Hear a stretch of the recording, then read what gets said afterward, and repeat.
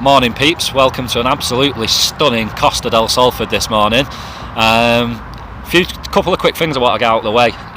Yesterday did my second video talking World Cup, Torreira, a couple of other things. The love you guys are showing me at the minute, most of you don't know me from Adam, and I'm a complete nobody, in this world. So the love and respect you're showing me just for trying to talk things Arsenal with you guys has been incredible. So yeah, let's get that out of the way, and please keep sharing, retweeting, liking, and sending your questions in, and let's keep talking all things Arsenal. Second quick thing I want to get out of the way, the hashtag I'm going to talk. I've been made aware that somebody's already got a YouTube channel very close to that, so that's going to have to go out the window. It's no biggie. Any suggestions, send them in to me, that'd be sweet. I'm going to try and get through these as quickly as possible. I got a fair wedge of questions yesterday, so I'm going to try and go through 4 or 5 quickly for you. Number one, formation next year. What formation do I see us playing? I can only go off what Unai's done in the past, which is at Sevilla. I know he pretty much rolled with a 4-2-3-1 formation, which I'd be pretty happy with. And then at PSG, sort of changed it up to a 4-3-3. Now, either of these I'd be more than happy with, to be honest. I think we've got shaping we'll have the squad to cope with that. So yeah, either of those I'd be more than happy with. And just looking at the sort of spear of the tip of the arrowhead there in the sort of the 3 and the 1 from the Sevilla formation, straight first choice for that as it stands at the minute. I think that 3-1 you'd have to have either Mesut or Rambo in the 10 role, and then Ober and Mickey out wide with Laka down the middle. And if we went the PSG with just the 3 up top, I think the way things are at the minute, and I'm not even sure a signing to change it unless it was huge, is Laka down the middle, Ober and Mickey out wide. So yeah, formations wise, that's what I'm happy to say. Next one, Lucas Perez, the curious case of Lucas Perez. What's going on with him? Not entirely sure. There was talk he was coming back to the club. Unai wanted to see what he's got. There's also now talk that he just wants him out.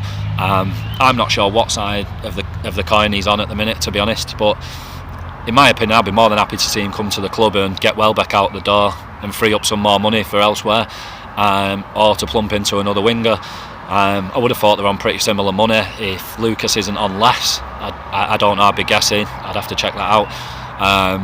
But he's a way better player. He'd offer us way more, definitely more of an obvious wide man, and could play through the middle if we did sort of play a 4-4-2 as backup to Ober and Laka. So I'd love to see him back at the club. He'd be a great short-term fix, I think, and help us pump money into something else again, where we've actually got a decent solid backup in that position, which in my opinion is Lucas Perez. So yeah, I'd be happy to see him come back to the club and do a bit. I think he did a bit in the time he did get with us, and in that time I saw more in him than I've seen in Welbeck over the years. So yeah, Welb's out, Perez in. Upgrade in my opinion. Next one, a little bit down to the formation thing. Where does Ozil fit into all of this? Well, as I just stated, if we went for the Sevilla formation that he used of a 4-2-3-1, I'd have him in the middle of that 3. But if he went for the PSG 4-3-3, I would maybe switch him out and have Laka down the middle, Ober and Mickey out wide, and then down the centre it's looking like probably Torreira, Xhaka, Rambo. I think Rambo probably offers us that little bit more up and down the pitch. And I'm more happy for him to do it up and down the pitch. I don't want to see Mesut tracking back that much, to be honest. It's a waste of his talent. So yeah, I see him fitting in, but we're definitely going to have to rotate players next year, because we'll have a lot of games obviously with the Europa League again, and hopefully we go deep in a couple of cups, unlike last year. Well, in the FA Cup anyway. Let's not talk about that, that's gone. Why is he so hated? Don't know. Don't get that at all. I mean, kudos to the man. He's on a regular basis. He's batting away haters like Trump's batting away Mexicans, or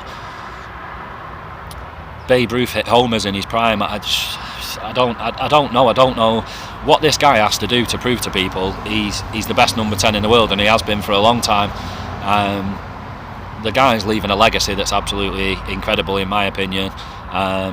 He left the heady heights of Real Madrid to come to what was lowly Arsenal at the time, and it's no coincidence that a trophy turned up pretty much straight after him.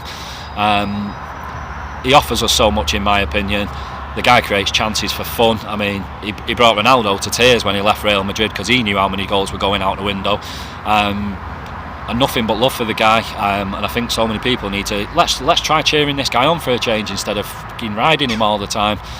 Look at Messi's last couple of games for the Argentinian side.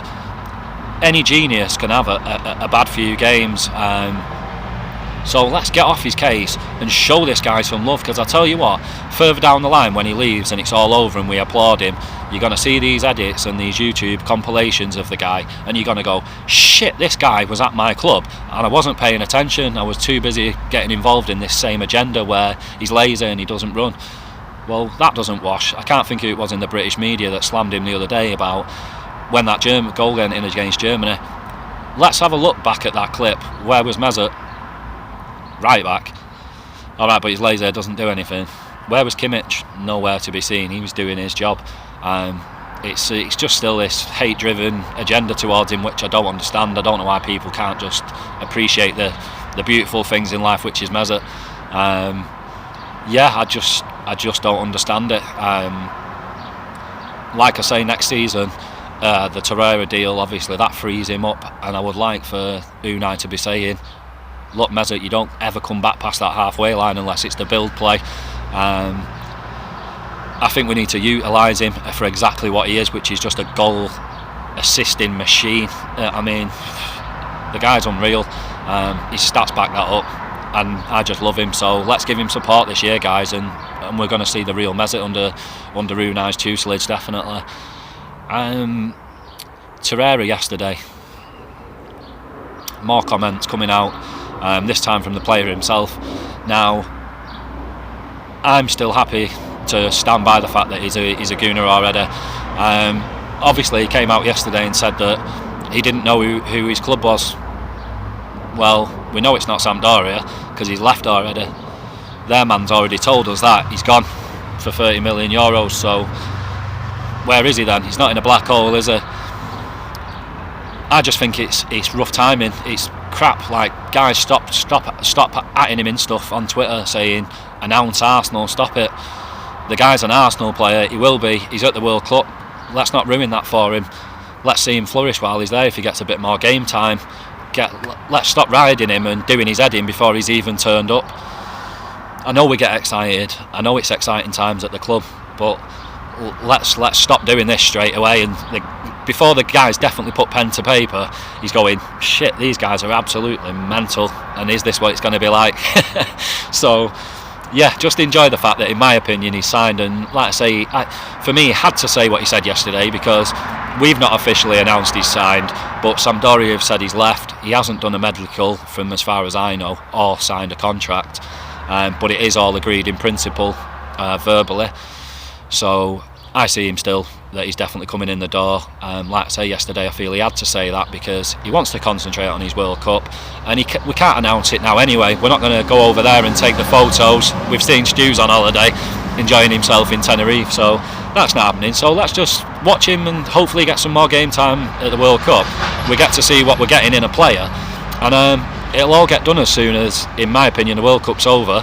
He gets a couple of days rest to himself, whatever, and then we can get it all done and organised. So yeah, I'm still happy on that situation. So let's just enjoy him at the World Cup. Last little bit is on the Arsenal front, transfer rumours. Soyuncu yesterday with his statement, Inshallah, he's really talking us up at the moment, which I'm happy about, because I would like to see another centre-back in the door. But I think if he comes in the door as a young centre-back, we've got to say bye to a young centre-back. In the same way that if Mustafi goes out the door, I want to see another older centre-back. As much as I want to see young guys, I don't want to see us take wallopings next year because we're punting on kids. I want to see it mixed well. So for me, still a first choice back two next year, as it stands for me, would be Mustafi and Socrates. And then in my opinion, I'd have Chambers and Mavro backing that up and get Holding out on loan, and then bring in one more. And if we do that, then that one more I would prefer to be a young centre back. If we keep Mustafi, but like I say, some rumours at the minute: Banega, Benatia, Golovin, Soyuncu, as I've just mentioned. I had it that Soyuncu we'd agreed a fee with them. Now he's come out and said something different yesterday. He's come out and said that we've spoke to him and things have been agreed, but then the guy from Freiburg's come out and said, "No, we've never spoke to him." So somebody, in my opinion, is not telling the truth. I know we're very keen on this guy, or at least Fen is.